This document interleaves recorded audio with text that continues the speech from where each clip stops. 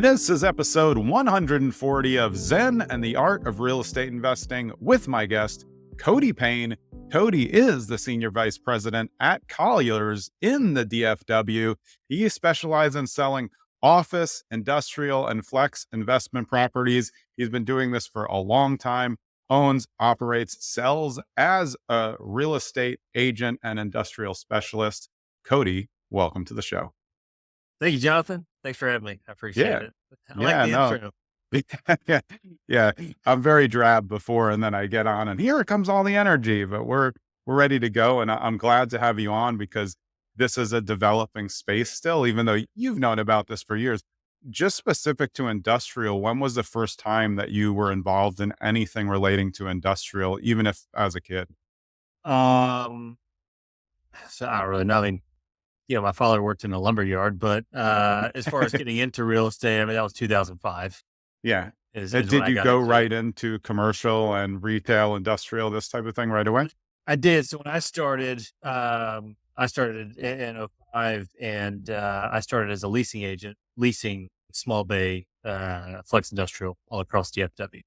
Yeah. And deal with a little bit of office and light industrial things of that nature. But I got started on the lease side, and then over time transitioned into the investment sales side and then development side and whatnot. And we've just continued to carry that on and have built a really good team here over Yeah. those almost 20 years now, I guess, 19 years.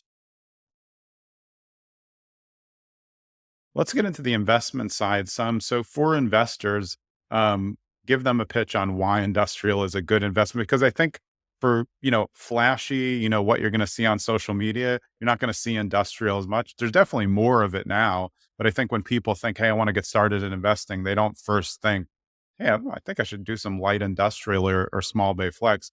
Why should they consider it as an asset class? Because you and I both know it's a lot easier than some of the asset classes if you know what you're doing. Well, and I think that's probably one of the best things that we hear about and we know and we see is the learning curve, especially for newer investors. It's much easier to navigate. I believe a lot simpler, a lot easier to manage when you compare it to multifamily, retail, and office.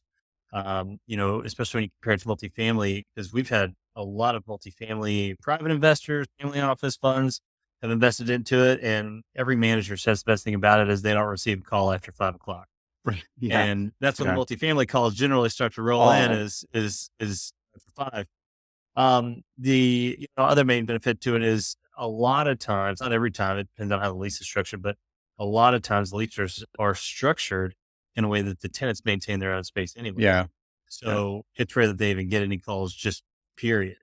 And Yeah. so the management aspect of it is very, very good. The second aspect that I think is one of the better ones is the tenant pool.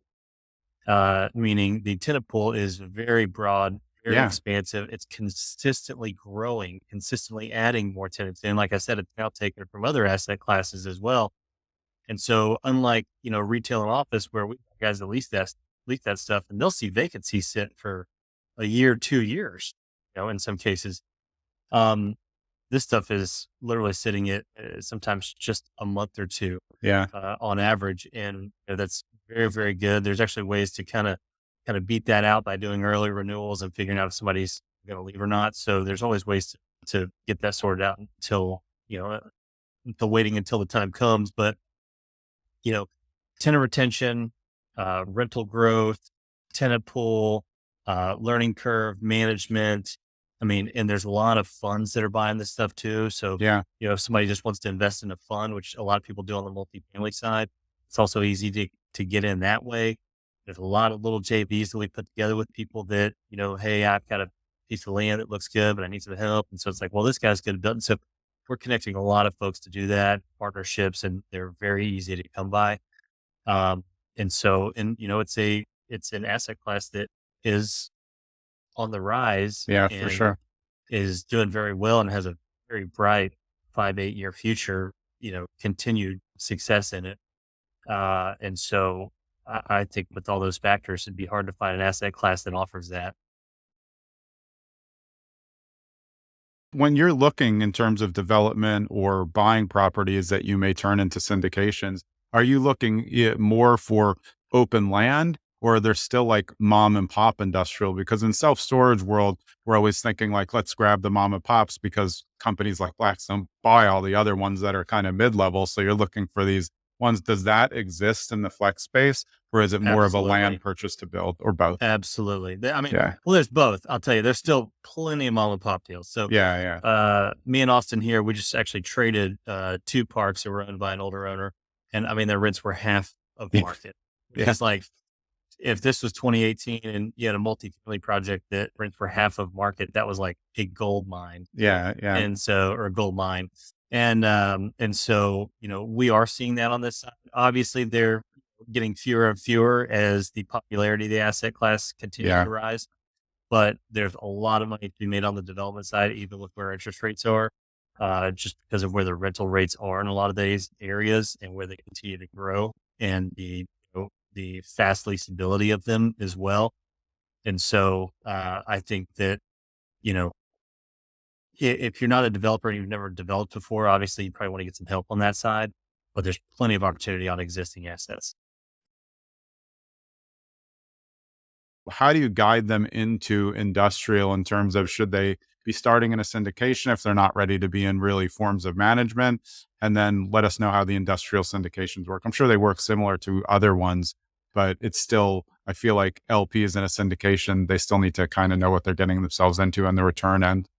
Yeah. And you're right. I mean, it is very similar to multifamily, retail, hotel. I mean, all the syndications are very similar. They're usually paying out a certain percentage at that point. But as far as somebody coming new that's coming into it, if they want to take the approach and go build it themselves, we can a lot of times give them good contractors to get in touch with, the right engineers and, civil engineers and people to connect with. If you're, buying something in the city and it needs to get rezoned, we've got several companies that can Yeah. help you out with that too. And so that's a big thing if you're not doing it in the ETJ. But if they're just looking for a passive investment, like I said, there's a lot of great funds that are doing this. We actually invest in a couple of them because some of those were actually help guiding the sites, designing the build, helping it get leased up, and so we're very confident and comfortable with those decisions.